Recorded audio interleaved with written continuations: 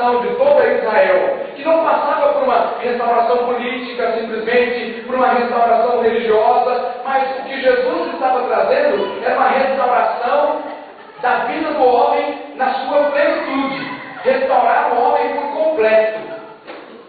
Então a pergunta que os discípulos fazem não pode ser respondida exatamente naquele momento do jeito que eles gostariam de ouvir, mas Jesus diz: o Espírito Santo vai descer sobre vocês, e aí vocês vão compreender todas as coisas. Exatamente sobre essa promessa que o Evangelho de São João está falando durante toda essa semana no capítulo 16. O Evangelho de São João, capítulo 16, fala da partida de Jesus do meio dos seus, portanto ele vai se ausentar durante um tempo da vida dos seus discípulos, e isso causa uma grande tristeza na vida de cada um deles. E é natural isso, porque desde que foram chamados por Jesus, conviveram com Ele por um período muito grande, ouvindo os ensinamentos de Jesus, ouvindo as pregações, ouvindo todo o mistério de Deus sendo revelado àqueles que tinham sido escolhidos por Ele. E de repente Jesus começa a deixar um testamento e dizer: olha, eu vou me ausentar, eu vou embora, eu vou voltar para junto do Pai. Mas eles não estão compreendendo o significado dessa partida. Mas Jesus diz: é bom para vocês que eu vá, é bom para vocês que eu volte para junto do Pai. Ao mesmo tempo que ele percebe que os seus estão tristes, ele vai trazendo já a resposta que consola-os, porque ele diz: eu vou, mas isso não vai causar nenhum prejuízo para vocês. Eu vou me ausentar. A minha ausência, ou a minha volta para junto do Pai, primeiro diz: a minha ausência vai ser uma ausência momentânea. No primeiro momento vocês ficaram tristes, mas depois o vosso coração se alegrará, e não será uma alegria passageira, será uma alegria permanente. Depois faz questão de dizer: a minha partida não causará nenhum prejuízo para vocês, só benefícios. É necessário que eu volte para junto do Pai, porque voltando para o Pai, vocês receberão o Consolador, receberão o Espírito Santo. Essa é a promessa de Jesus. Ao voltar para junto do Pai, voltar para o seio da Santíssima Trindade, o coração da Trindade, a relação de amor perfeito entre o Pai e o Filho vai fazer com que aconteça um grande desprendimento, o desprendimento do dom perene do Espírito Santo para a vida de toda a igreja. Não mais um dom que é dado por um tempo determinado, não o Espírito Santo que é dado por um período, não, o Espírito Santo que é dado para a vida da igreja de forma permanente, para sempre. O Espírito não se ausenta mais da vida da igreja, não se ausenta mais da nossa vida pessoal, não se ausenta mais dos nossos afazeres, tanto na comunidade como fora da comunidade. É o Espírito Santo que é dado em abundância. E é exatamente nesse contexto que São João vai concluindo o Evangelho no capítulo 16, dizendo: em verdade vos digo, vós chorareis e vos lamentareis, mas o mundo se alegrará. Vós ficareis tristes, mas a vossa alegria, a vossa tristeza se transformará em alegria. A vossa tristeza se transformará em alegria. Porque está falando de quem? Do Espírito Santo, que derramado em abundância sobre a vida de cada um deles, vai proporcionar que eles tenham uma verdadeira alegria. Não do jeito do mundo, mas a alegria que brota do coração de Deus como fruto do Espírito Santo. E aí está esse exemplo que as mulheres aqui, todas que já tiveram filhos, sabem muito bem do que São João está falando. A mulher, quando deve dar à luz, fica angustiada porque chegou a sua hora, sofre as dores do parto, mas depois que a criança nasceu, ela já não se lembra dos sofrimentos por causa da alegria de um homem ter vindo ao mundo. Quer dizer, a dor é momentânea.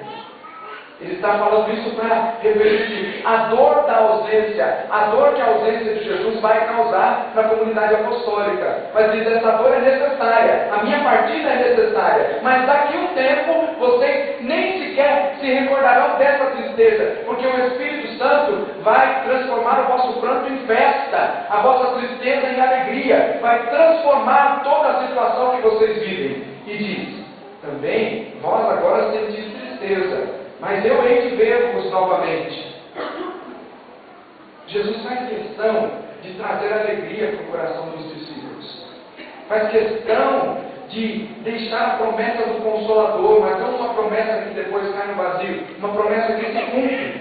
E diz: hei de ver-vos novamente, e o vosso coração se alegrará, e ninguém vos poderá tirar a vossa alegria. Essa é a palavra fundamental. O Espírito Santo gera uma vida nova, de tal forma que, gerados pelo Espírito Santo, envolvidos pelos frutos do Espírito Santo, entre eles a alegria. Depois que nós fazemos a experiência com o Espírito Santo, nada nos tira a alegria de viver na presença de Deus, porque é uma alegria permanente. Por isso que há um apelo para toda a igreja, a partir da pregação do Evangelho, que todos os homens e mulheres que pertencem à nossa igreja façam uma experiência muito pessoal com o nosso Senhor Jesus Cristo, que passa pelo critério do Espírito Santo, do batismo no Espírito Santo. Envolvidos pelo Espírito Santo, certamente nós temos uma vida cristã autêntica. E Jesus está falando isso exatamente pelas coisas que irão acontecer na vida dos seus apóstolos, na vida da comunidade primitiva, porque eles vão passar depois por muitas perseguições. Já a comunidade apostólica começa a passar perseguições, os judeus perseguem, como perseguiram Jesus, também começam a perseguir a comunidade apostólica, depois tantas outras perseguições que acontecerão na igreja primitiva, e eles só são sustentados e conseguem viver na alegria, mesmo em meio às perseguições, porque estão completamente envolvidos pela graça do Espírito Santo. Se não fosse assim, eles desistiriam, porque as torturas eram grandes, as ameaças eram muito grandes, mas eles estavam envolvidos com alegria, mesmo diante da perseguição. Havia uma liberação muito grande daqueles que estavam fora da comunidade primitiva, porque reconheciam que neles tinha algo diferente. Não era o jeito de se vestir, não era pelos bens que tinham, não era. Era porque eles estavam envolvidos com o Espírito Santo. Mesmo diante do sofrimento, eles tinham alegria. Mesmo quando eram perseguidos, tinham alegria. Era a experiência que eles tinham feito com Jesus, pelo critério do Espírito. Quando o Espírito Santo nos envolve, acontece exatamente o que São João nos diz. Vós sentis tristezas agora, mas hei de ver-vos novamente, e o vosso coração se alegrará, e ninguém vos poderá tirar a vossa alegria.